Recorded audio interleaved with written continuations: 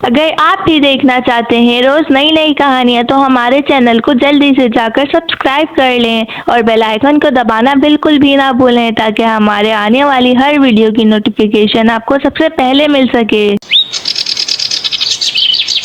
एक गांव में एक परिवार रहता था। उस परिवार में सिर्फ 3 लोग रहते थे। माँ का नाम कावेरी, बेटे का नाम मनोज और बहू का नाम प्रिया। मनोज खेती बाड़ी का काम करता था और अपना घर चलाता था।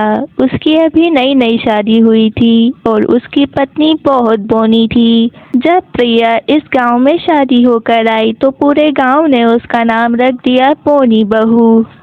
एक दिन प्रिया तालाब पर पानी भरने जा रही होती है तो उसको एक गांव की बूढ़ी औरत मिलती है। वो उससे कहती है, बेटा क्या तुम पानी भरने जा रही हो तालाब पर? लगता तो ऐसा ही है। तुम मुझे भी एक मटकी पानी ला दोगी क्या? मेरे आज पाँव में बहुत दर्द है, वरना मैं खुद ही ले आती।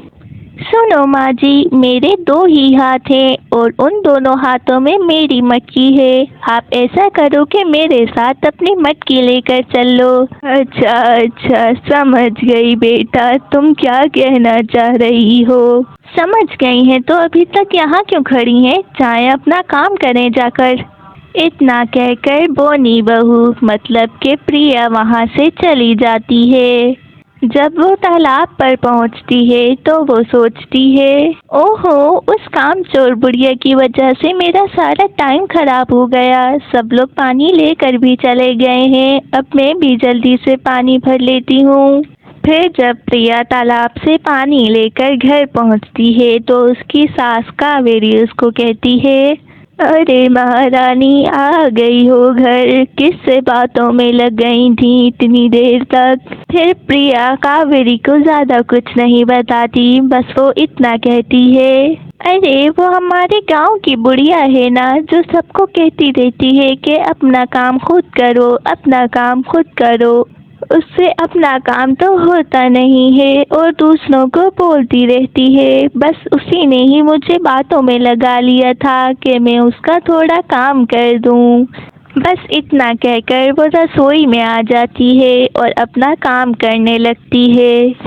फिर सारा काम खत्म करके शाम को प्रिया अपने कमरे में आती है और कहने लगती है, सुबह से उठकर काम ही कर रही थी, चलो अब सो जाती हूँ थोड़ी देर। उसी वक्त कावेरी वहाँ आ जाती है और वो उससे कहती है, अरे बहू रानी, बहुत थक गई हो क्या? मैं कुछ सेवा कर दूँ तुम्हारी? हाँ, पाँव में बहुत दर्द हो रहा है, दबा दो ना। क्या अब तुम अपनी सास से पाँव दबवाओगी? अरे आपको खुद ही तो शौक हो रहा है मेरी सेवा करने का, अब दबाओ मेरे पाँव।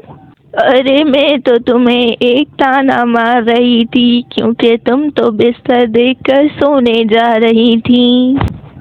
ऐसे ही कुछ देर उन दोनों की बहुत लड़ाई होती है और फिर आखिर में कावेरी प्रिया से कहती है, आ लेने दो आज मनोज को, मैं उसको सब कुछ बताऊंगी, फिर वो तुम्हें इस घर से निकाल देगा।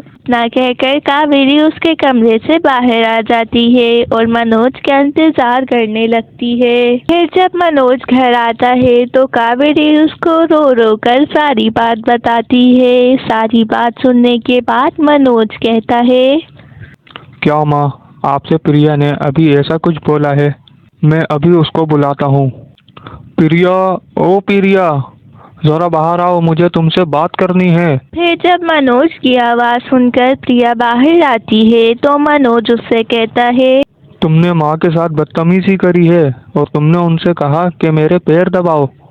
कोई नहीं, मैंने तो इनसे नहीं कहा था कि मेरे पाँव दबाएं। मैं तो अपना काम करके अपने कमरे में आराम करने गई थी तो ये पीछे से आ गई और मुझसे कहने लगी कि मैं तुम्हारी सेवा कर दूं क्या? तो मैंने भी बोल दिया, मेरे पाँव दबा दो। क्या माँ, आप भी?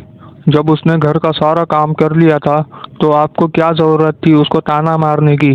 अरे बेटा, तुझे क्या पता, तू तो बहुत ही भोला है। ये बोनी जितनी अंदर है ना, उतनी बाहर भी है। प्रिया को अपने कद के बारे में बुरा भला सुनकर ऐसा लगता है कि मानो जैसे उसके अंदर आग सी लग गई हो। वो कावेरी को कहती है, ए माँ जी, मेरे कद के बारे में कुछ भी मत बोलना, वरना मैं ऐसा ऐसा कहूँगी कि आप सुन भी नहीं सकती। मनोज देखता है कि बात तो बहुत ज्यादा ही बढ़ गई है, तो वो प्रिया को लेकर अपने कमरे में चला जाता है और कावेरी जोर से कहती है, प्रिया, एक दिन तुझे अपनी इस जुबान की वजह से बहुत बड़ा नुकसान उठाना पड़ेगा।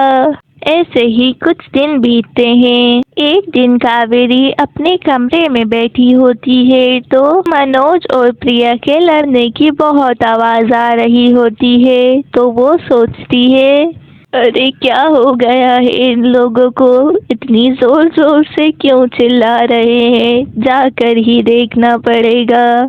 जब कावेरी उनके कमरे में जाती है तो वो देखती है कि प्रिया बिस्तर के ऊपर चढ़कर मनोज से लड़ाई कर रही है। अरे बेटा, क्या हो गया है, इतनी जोर जोर से लड़ाई क्यों कर रहे हो? अरे माँ, इसको देखो ना, अभी इसको अपनी माँ के घर से आए हुए 1 महीना भी नहीं हुआ और ये दोबारा जाने की बात कर रही है। और जब मैंने इसको मना कर दिया जाने को तो ये मुझसे बदतमीजी कर रही है। हाँ बेटा, बदतमीजी तो ये बहुत करती है। अरे गांव में और भी तो बहुएं हैं, उनके घर से तो कोई आवाजें नहीं आती, मगर इसकी आवाज तो गांव के आखिरी कोने तक जाती है। बेटा, तू ऐसा करके इसको इसकी माँ के घर हमेशा के लिए छोड़ कर आ जा। ये सुनकर प्रिया बहुत डर जाती है और कहने लगती है, नहीं नहीं, माँ के घर नहीं जाना, मुझे माफ कर दे, मैंने सच्ची में आपसे बहुत बदतमीजी करी है। अब मैं आपका बहुत ध्यान रखूंगी माँ जी, और आपसे भी बदतमीजी नहीं करूंगी।